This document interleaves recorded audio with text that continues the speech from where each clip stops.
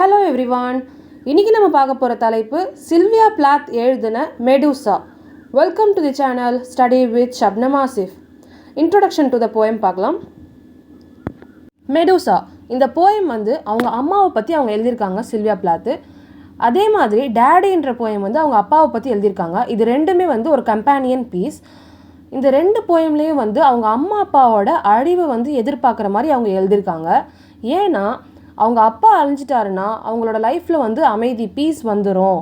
அவங்க அம்மா அழிஞ்சிட்டாங்கன்னா அவங்கள ரொம்ப கேர் பண்ணி பார்த்துக்கிறாங்க, செல்ஃப்லெஸ்னஸ்ஸாக இருக்கிறாங்க. அதனால் என்னோட அடையாளத்தை அடைய முடியல, அதனால் அவங்களும் அழியணும் அப்படின்ற மாதிரி அவங்க எழுதியிருக்காங்க இந்த போயமில். மெடூசா அது ஒரு க்ரீக் மித்தாலஜிக்கல் கேரக்டர். அவங்க ஒரு பியூட்டிஃபுல்லான வெர்ஜின். அவங்க அத்தேனா அப்படின்ற ஒரு காடை வணங்கிட்டு இருந்தாங்க. அத்தேனா காடோட டெம்பிள்லேயே காட் ஆஃப் சி பொசைடனால் ரேப் பண்ணப்படுறாங்க. அதனால அவங்களுக்கு ஒரு சாபமும் வந்துடுது. என்னென்னா அவங்களோட தலையில் பாம்பாக இருக்கும். அவங்க எந்த ஆணை பார்க்குறாங்களோ அவங்க கல்லாக மாறிடுவாங்க. இதனால் அவங்க வேற ஒரு ஐலாண்டுக்கு ஒத்தி வைக்கப்பட்டுடுறாங்க. அவங்க பெர்சியஸ் அப்படின்ற க்ரீக் ஹீரோனால் அவங்களோட தலை வெட்டப்பட்டு கொல்லப்பட்டுடுறாங்க. கடலில் இருக்கிற ஒரு ஜெல்லிஃபிஷ் வகையும் மெடூசா அப்படின்னு சொல்லுவாங்க. அதோட சயின்டிஃபிக் நேம் அரோலியா ஆலிட்டா. சில்வியா பிளாத்தோட அம்மா பேரும் அரோலியான்றதுனால அவங்கள மெடூசாவோட கம்பேர் பண்ணி சொல்லியிருக்காங்க. அவங்கள ஹோல்ட் பண்ணி வச்சுருக்காங்க. அவங்களோட அடையாளத்தை அடைய விடாமல், அவங்களோட பேஷன் அடைய விடாமல் அவங்கள பிடிச்சு வச்சுருக்காங்க அவங்கள அப்படின்ற மாதிரி இருக்குது இந்த போயம். அவங்க அம்மா அவங்கள எவ்வளோ தான் கேர் பண்ணி அன்பு கொடுத்து பார்த்துக்கிட்டாலும் அவங்கள பொறுத்த வரைக்கும் அவங்க ஒரு மான்ஸ்டராக தான் தெரிகிறாங்க. சில்வியா பிளாத் அவங்க லைஃப்பில் நடந்த விஷயத்த அவங்களே ஷேர் பண்ணுறதுனால இது மோனோலாக் ஃபார்மில் இருக்குது. 5 லைன்ஸ் கொண்ட ஸ்டான்ஸாவை இந்த போயம் கொண்டு இருக்குது. அது மட்டும் இல்லாமல் இந்த ஸ்பீக்கர் 3 இமேஜஸோடு அவங்க அம்மாவை கம்பேர் பண்ணுறாங்க. என்னென்னா zoological jellyfish, mythological Medusa, Christian image Virgin Mary. இந்த 3தோடையும் கம்பேர் பண்ணி சொல்கிறாங்க. அவங்க அம்மாவை எப்படி ஒரு பேயை ஓட்டணும்னா எப்படி என்னென்ன பண்ணுவாங்களோ, எக்ஸாசிசம் பண்ணுவாங்களோ, அதே மாதிரி அவங்க அம்மாவையும் பண்ணி ஓட்டணும்னு நினைக்கிறாங்க. அவங்க அப்பாவுக்கும் அதுதான் அவங்க பண்ணியிருக்காங்க.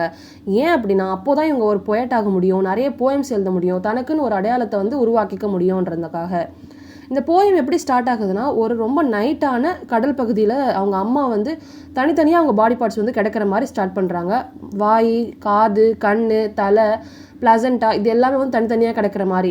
இந்த லைன்ஸ் மூலியமாகவே நம்மளுக்கு அவங்க மேலே எவ்வளோ கோவம் இருக்குது சில்வியா பிளாத்க்கு அப்படின்றத தெரியப்படுத்துது. அவங்க எவ்வளோ அவங்களால பாதிக்கப்பட்டிருப்பாங்க அப்படின்றத தெரியப்படுத்துது. என்னதான் முயற்சி பண்ணாலும் அவங்க அம்மாவோட அவங்களால கனெக்டே ஆக முடியலையா.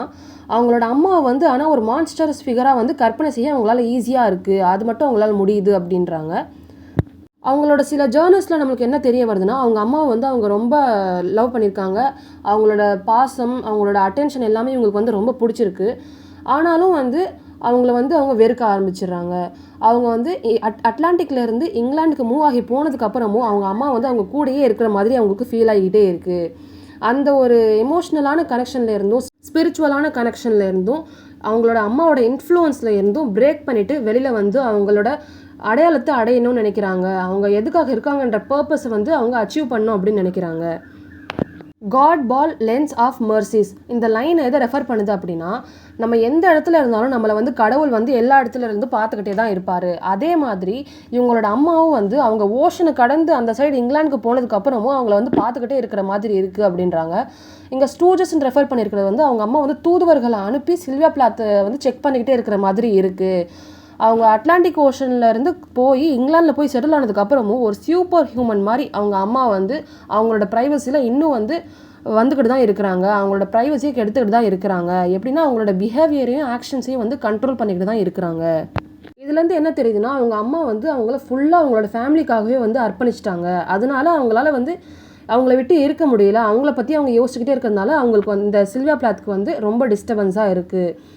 அது மட்டும் இல்லாமல் அவங்க அம்மாவை ரெட் ஸ்டிக்மேட்டா அப்படின்றதோட கம்பேர் பண்ணுறாங்க.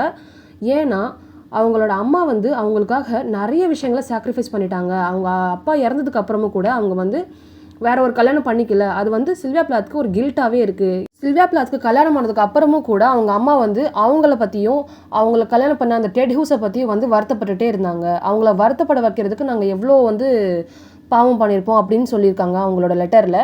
அது மட்டும் இல்லாமல் சில்வியா பிளாத் வந்து நம்புகிறாங்க அவங்களோட அம்மாவோட தியாகத்தினால தான் இவங்களுக்கு அந்த ஸ்காலர்ஷிப்பு அவங்களோட கலையை வெளிப்படுத்துகிற தன்மையும் வந்து கிடச்சிருக்கு அப்படின்றாங்க. என்னோட ரைட்டிங்காக என்னை விரும்புங்க அப்படின்னு அவங்க அம்மா கிட்ட சொல்கிற மாதிரி இருக்குது. அவங்க பயமும் படுறாங்க. ஏன்னா அவங்க அம்மா பண்ண சாக்ரிஃபைஸ்க்கு தியாகத்துக்கு ஈடாக அவங்களால வந்து எதை வச்சும் பே பண்ண முடியாது அப்படின்றாங்க. அம்மா செஞ்ச தியாகத்தை எல்லாம் அவங்க வந்து கேட்கல, எனக்காக இதை நீங்கள் பண்ணுங்க அப்படின்னு சொல்லி கேட்கல. இருந்தாலும் அவங்க அம்மா பண்ணியிருக்காங்க. அதனால வந்து அவங்க இதை விரும்பலை. இந்த போயமில் சில்வியா பிளாத் வந்து அவங்க அம்மாவை எவ்வளோ விரும்பியிருக்காங்க, அவங்க அம்மா மேலே எவ்வளோ வந்து மரியாதை வச்சுருக்காங்கன்றதையும் தெரியப்படுத்துது.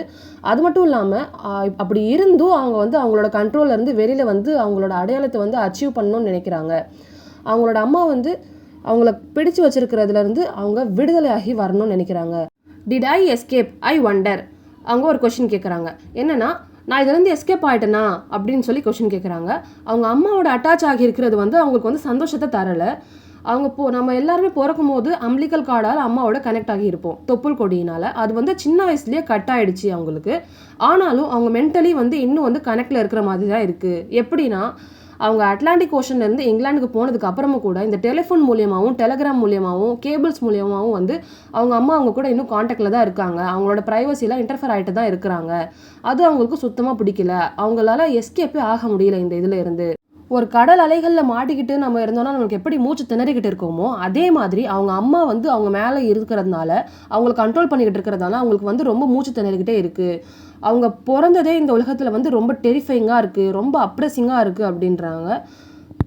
இந்த ஜெயிலிருந்து தப்பிக்கணுன்றதுக்காகவே அவங்க வந்து என்ன பண்ணியிருக்காங்கன்னா, டெட் ஹூஸ் அப்படின்ற ஒரு பொயட்டையே கல்யாணம் பண்ணிக்கிட்டு இங்கிலாந்துக்கு போயிருக்காங்க இதுலேருந்து எஸ்கேப் ஆகிறதுக்காக.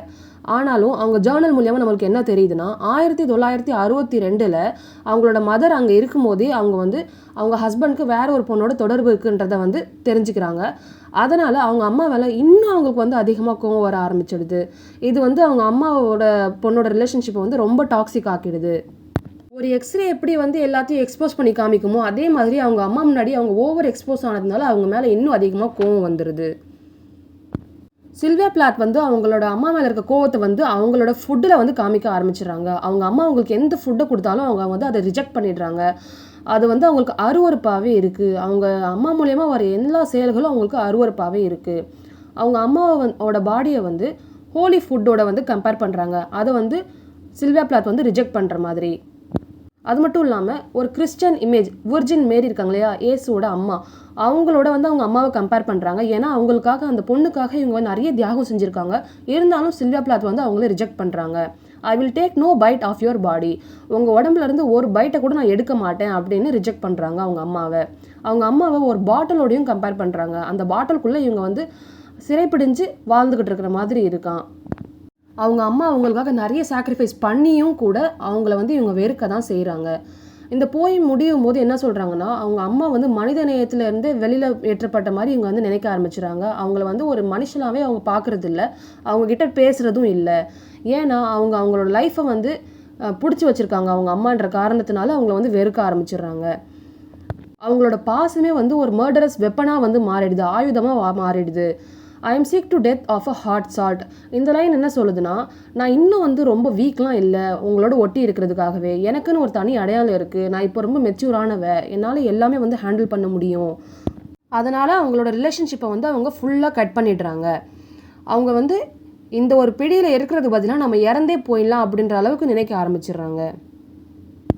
ரியல் லைஃப்பில் டெடி ஹூஸை கல்யாணம் பண்ணதுக்கு அப்புறம் ஒரு 6 வருஷத்துக்கு அப்புறமே வந்து சில்வியா பிளாத் வந்து சூசைட் பண்ணி இறந்து போயிடுறாங்கன்றது வந்து ஒரு information. There is nothing between us. இந்த லாஸ்ட் லைனில் என்ன சொல்கிறாங்கன்னா, நமக்கு 2 பேருக்கு நடுவில் இனிமேல் எந்த பந்தமும் இல்லை, அது எல்லாமே கட் ஆகிடுச்சு அப்படின்றாங்க. அதுக்கப்புறம் மெடூசாவை வந்து டுவால் நேச்சராக காமிக்கிறாங்க. என்னென்னா, அவங்க ஒரு பாதிக்கப்பட்டவங்களாகவும் இருக்காங்க, ஒரு மான்ஸ்டராகவும் இருக்காங்க. அதே மாதிரி தான் அவங்க அம்மாவும் இவங்களுக்கும் வந்து டுவால் நேச்சர் இருக்குது அப்படின்றாங்க. அவங்க அம்மா வந்து நிறைய அன்பு காட்டுறவங்களாகவும் இருக்கிறாங்க, அதே விதத்தில் அவங்களுக்கு ஒரு வெப்பனாகவும் இருக்கிறாங்க. அதே மாதிரி தான் இந்த பொண்ணு அவங்க அம்மாவை வந்து நல்லா விரும்புகிறாங்க. இருந்தாலும் வந்து அவங்களுக்கு அது ஒரு விஷமாக இருக்கிற மாதிரி இருக்குது. பிளாத் வந்து அவங்க பேரண்ட்ஸோடு இருக்கிற எல்லா கனெக்ஷன்ஸையும் வந்து கட் பண்ணிடுறாங்க. இனிமேல் அவங்களுக்குள்ள எந்த ரிலேஷன்ஷிப்பும் இல்லை. ஃபிசிக்கலாகவும் சரி எமோஷ்னலாகவும் சரி அவங்கள வந்து டிஸ்டன்ஸ் பண்ணிக்கிட்டாங்க அவங்க பேரண்ட்ஸ் கிட்டே இருந்து. இருந்தாலும் அவங்க அம்மாவும் அவங்களும் ஒன்று தான் சொல்கிறாங்க. ஏன்னா டெட் ஹூஸ் வந்து அவங்கள துரோகம் பண்ணதுக்கப்புறம் அவங்க வந்து அவங்க அம்மா அவங்க அப்பா இறந்ததுக்கப்புறம் என்ன பெயின் அனுபவிச்சாங்களோ விதவையினாலையும் கைவிடப்பட்ட தன்மையினாலையும் என்ன பெயின் அனுபவிச்சாங்களோ டெட் ஹியூஸ் துரோகம் பண்ணதுக்கப்புறம் அவங்க அதை உணர ஆரம்பிக்கிறாங்க. அதுக்கப்புறமும் கூட அவங்க அந்த கொடுமையான மேரேஜ்லேருந்து வெளியில் வராமல் அவங்க குழந்தைக்காக சாக்ரிஃபைஸ் பண்ண ஆரம்பிச்சிடுறாங்க. இதுலேருந்து என்ன தெரியுதுன்னா அவங்களும் வந்து அவங்க அம்மாவை மாதிரி ஆகிக்கிட்டே வராங்கன்றதை வந்து அவங்க உணர்றாங்க. அம்மாக்கள் தான் வந்து இந்த உலகத்திலே வந்து பாதிக்கப்பட்டவங்களாகவும் ஒரு அன்ஃப்ரீ உமனாகவும் தியாகிகளாகவும் இருக்கிறாங்கன்றது இந்த போயம்லேருந்து நம்ம தெரிஞ்சுக்கலாம். சில்வியா பிளாத் வந்து அவங்களோட அம்மா கிட்டேருந்து ஃப்ரீ ஆகி வரணும்னு நினச்சாங்க. ஆனால் கடைசியில் அவங்களே அவங்க அம்மா மாதிரி வந்து ஆகிட்டாங்க. இந்த போயமில் மெடுசான்ற ஒரு க்ரீக் கேரக்டர் வந்து பர்சியூஸ் வந்து கொல்ற மாதிரி தலையை வெட்டி கொல்ற மாதிரி இருக்கு இல்லையா, அதை வந்து எதை சிம்பலைஸ் பண்ணுதுன்னா ஃபீமேல் வாய்ஸஸ். இந்த ஆணாதிக்கம் நிறைந்த இந்த சொசைட்டியில் வாழ்கிற ஃபீமேலோட வாய்ஸஸ்லாம் வெளியில் வராமலே ஆக்கிடுறாங்க அவங்க அப்படின்றத வந்து சிம்பலைஸ் பண்ணுது. அது மட்டும் இல்லாமல் இப்போ சில்வியா பிளாத் வந்து உணர ஆரம்பிக்கிறாங்க இந்த ஆணாதிகள் நிறைஞ்ச சொசைட்டியில் அவங்களோட பாடியையும் மைண்டையும் செயல்படுத்துகிறதே வந்து அவங்களா தான் இருக்காங்க, அந்த ஜென்ஸாக தான் இருக்காங்க அப்படின்னு. மெடுசான்ற கேரக்டர்னால என்ன வந்து சிம்பலைஸ் பண்ணுறாங்க அப்படின்னா அவங்க பியூட்டியாகவும் இருக்காங்க, ஹாரராகவும் இருக்காங்க, உமனாகவும் இருக்காங்க, மான்ஸ்டராகவும் இருக்காங்க, டெஸ்ட்ராயர் அழிக்கிறவங்களாகவும் இருக்காங்க, பாதிக்கப்பட்டவங்களாகவும் இருக்காங்க அப்படின்ற டுவால் நேச்சரை தான் வந்து வெளிப்படுத்தியிருக்காங்க. இந்த வீடியோ யாரெல்லாம் லைக் பண்ணாமல் பார்த்துருக்கீங்களோ அவங்க லைக் பண்ணிவிடுங்க, கமெண்ட் பண்ணிவிடுங்க, ஷேர் பண்ணிவிடுங்க, மறக்காமல் சப்ஸ்கிரைபும் பண்ணிவிடுங்க. அப்போ தான் இந்த மாதிரி நிறைய வீடியோஸ் உங்களுக்கு வரும்.